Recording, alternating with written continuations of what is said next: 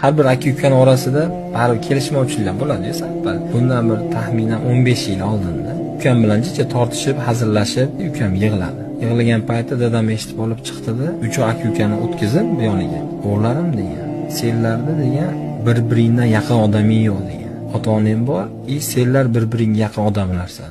Bir-biringni hech qachon ranjitishmang. Bir-biring uchun doim joningni beradigan bo'lishgan deb 15 yil oldin. Bu narsani orada yana bir qandaydir o'tirib qolganimizda aytib, shu narsaga biz odatlanganmizda, aka-uka bir-birimizga juda ham mehribonmiz. Aka-ukaning mehribon bo'lishligiga ota-onaning roli juda katta bo'ladi.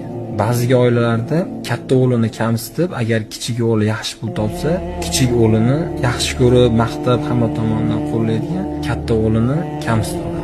Ota-ona hamma farzandiga mehrni bir xil berish kerak o'z hayotda. Nimaga? U ham o'zini farzandi, bu ham o'zini farzandi. Qaysi farzandga qanday rizq berishni Alloh